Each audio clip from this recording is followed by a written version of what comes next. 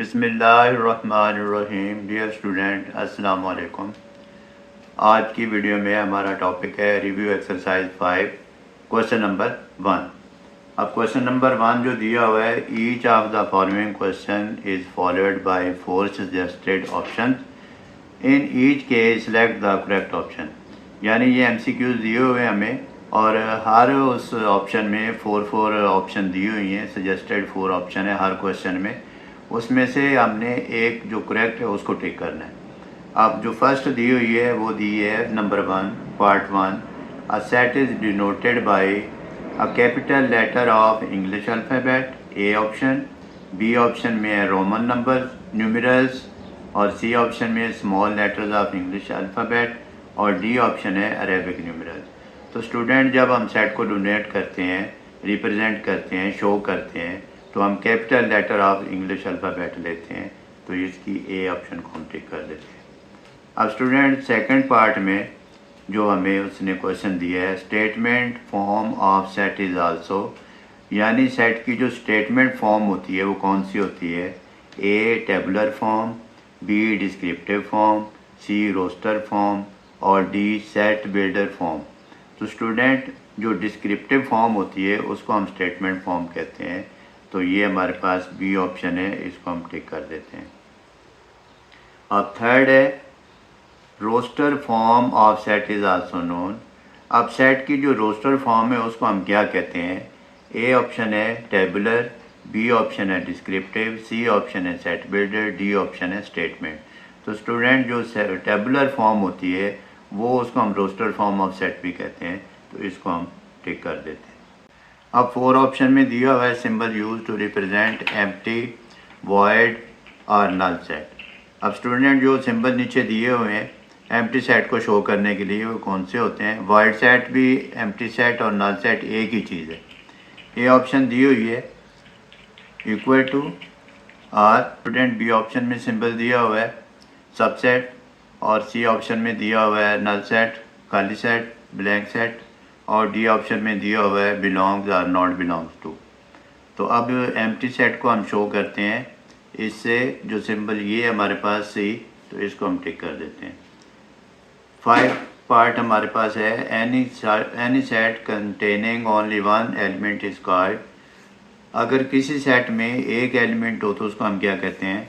ए option है even set, B option है singleton set, सी option है पॉजिटिव सेट, डी ऑप्शन है ऑड सेट। तो इसमें बी ऑप्शन यूज़ करेंगे सिंगलटन सेट, जिसमें एक एलिमेंट हो, तो ये ऑप्शन हो जाएगी हमारे पास।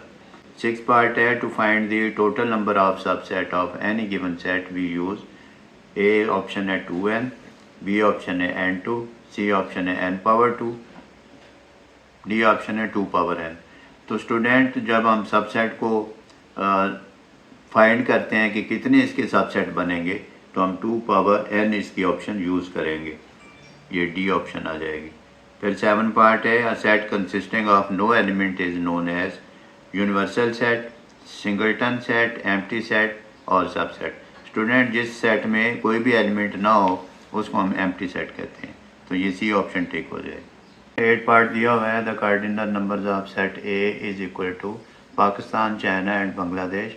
यानी सेट ए के हमने कार्डिनल नंबर बताने हैं और इसमें 3 एलिमेंट दिए हुए हैं, Pakistan, China, Bangladesh.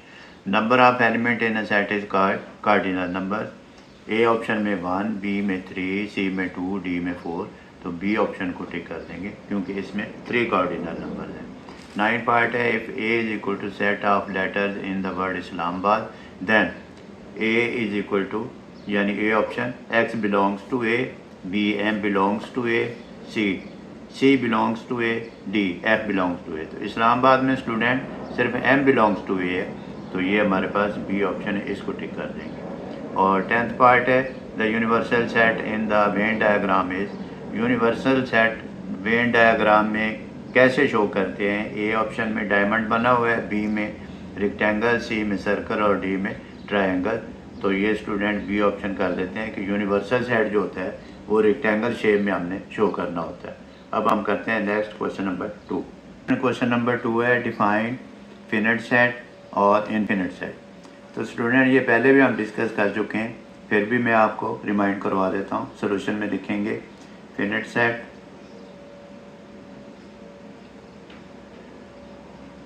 Student, finite set वो होता है जिसमें एलिमेंट लिमिटेड हों, यानी कि काउंटेबल हों, उसको हम, या फिक्स नंबर ऑफ एलिमेंट, उसको हम कहते हैं फिनिट सेट। हम लिखेंगे अ सेट हैविंग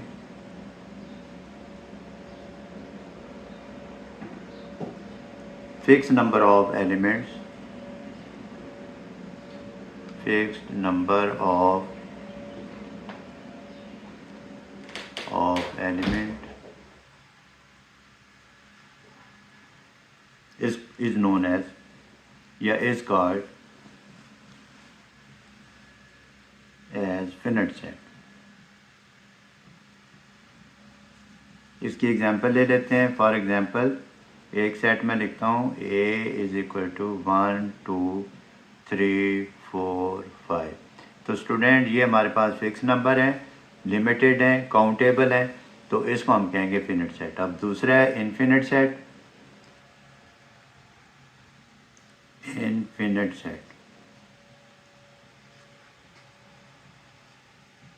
तो स्टूडेंट ये होता है सेट हैविंग अनलिमिटेड या अनकाउंटेबल, अ सेट हैविंग जिसको हम काउंट ना कर सकें, set having uncountable able number of elements, number of elements is known as